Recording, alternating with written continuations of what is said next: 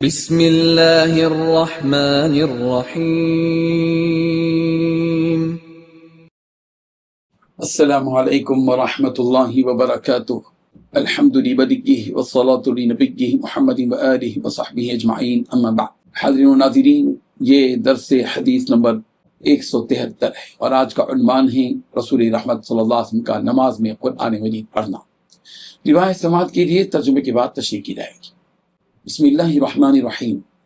عن عائشة زوج النبي صلى الله عليه وسلم أخبرته أن رسول الله صلى الله عليه وسلم صلى يوم خسفت الشمس فقام فكبر فقرأ قراءة طويلة ثم ركع ركوعا طويلا ثم رفع رأسه فقال سمع الله لمن حمده وقام كما هو ثم قرأ قراءة طويلة وهي أدنى من القراءة الأولى ثم ركع ركوعا طويلا وهي أدنى من الركعة الأولى ثم سجد سجودا طويلا ثم فعل في الركعة الآخرة مثل ذلك ثم سلم وقد تجلت الشمس فخطب الناس فقال في كسوف الشمس والقمر إنهما آيتان من آيات الله لا يخسفان لموت أحد ولا لحياته فإذا رأيتموهما فافزعوا إلى الصلاة رواہ البخاری۔ ترجمہ یوں ہے، رسول رحمت صلی اللہ علیہ وسلم کی زوجہ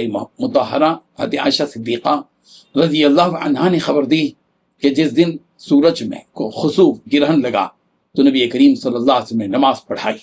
آپ صلی اللہ علیہ وسلم کھڑے ہوئے تکبیر آپ نے کہی، پھر دیر تک قرآن مجید پڑھتے رہے، پھر اس کے بعد ایک طویل رکوع کیا، رکوع سے سر اٹھایا تو کہا سمع اللہ لمن حمدہ، پھر آپ علیہ الصلوۃ والتسلیم پہلے ہی کی طرح کھڑے ہو گئے اور دیر تک قرآن مجید پڑھتے رہے، لیکن اس مرتبہ کی قرات پہلے سے کچھ کم تھی۔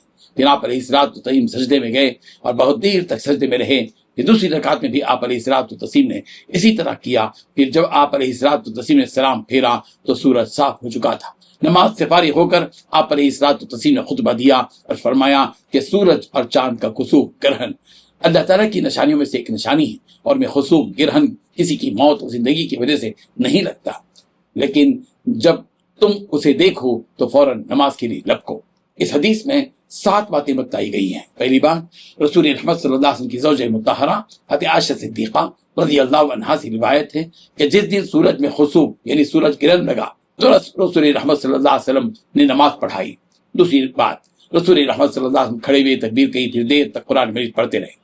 تیسری بات، اس کے بعد پھر ایک طویل رکوع کیا۔ چوتھی بات، رکوع سے سر اٹھایا تو سمیع اللہ لمن حمدہ کہا، پھر رسول رحمت صلی اللہ علیہ وسلم پہلے ہی کی طرح کھڑے ہو گئے اور دیر تک قرآن مجید پڑھتے رہے، لیکن اس مرتبہ کی قرات پہلی رکعت کے مقابلے میں کچھ کم تھی۔ پانچویں بات، پھر رسول رحمت صلی اللہ علیہ وسلم سجدے میں گئے اور بہت دیر تک سجدے میں رہے۔ پھر دوسری رکعت میں بھی آپ علیہ الصلوۃ والتسلیم نے اسی طرح کیا۔ پھر جب آپ علیہ الصلوۃ والتسلیم نے سلام پھیرا تو سورج صاف ہو چکا تھا۔ چھٹی بات، نماز سے فارغ ہو کر رسول رحمت صلی اللہ علیہ وسلم نے خطبہ دیا اور فرمایا کہ سورج اور چاند کا خسوف گرہن اللہ تعالیٰ کی نشانیوں میں سے ایک نشانی ہے۔ ساتھی بات، اور سورج اور چاند میں خسوف گرہن کسی کی موت اور زندگی کی وجہ سے نہیں لگتا، لہذا جب تم اسے دیکھو تو فوراً نماز کے لیے لپکو۔ بزرگان محترم، پیارے پیغمبر صلی اللہ علیہ وسلم کا نماز کسوف اور خسوف میں، سورج گرہن اور چاند گرہن میں قرآن مجید کے پڑھنے کی بات یہاں پر کہی گئی، اسی لیے ہم نے یہ حدیث یہاں نقل کی ہے، کیونکہ ہم وہ احادیث یہاں پیش کرتے جا رہے ہیں جن کا تعلق قرآن مجید سے ہے، وحی سے ہے، تلاوت سے ہے، سورتوں سے ہے، انہی احادیث کو پیش کر رہے ہیں۔ اور یہاں پر نماز کسوف اور خسوف میں، سورج گرہن اور چاند گرہن میں نبی رحمت صلی اللہ علیہ وسلم نے چونکہ قرآن مجید پڑھا، اس لیے ہم نے اس حدیث کو یہاں پیش کیا۔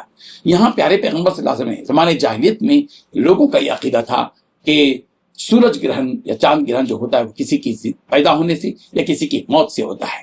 پیارے پیغمبر صلی اللہ علیہ وسلم نے اس کی تردید فرمائی اور کہا کہ کسی کی موت اور زندگی کی وجہ سے نہ کسوف ہوتا ہے، نہ خسوف، نہ سورج گرہن ہوتا ہے، نہ چاند گرہن۔ بس جب تم اسے دیکھے تو بس نماز کے لیے لپک جاؤ، یعنی سورج گرہن کے وقت اور سورج اور چاند گرہن کے وقت میں اللہ تعالیٰ کی طرف رجوع ہونا چاہیے۔ اسی لیے ایسے مواقع پر نماز ادا کی جاتی ہے۔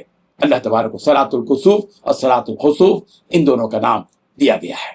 اللہ تبارک و تعالیٰ ان احادیث کو سمجھنے کی توفیق عطا فرمائے۔ آمین۔ وآخر دعوانا ان الحمد للہ رب العالمین۔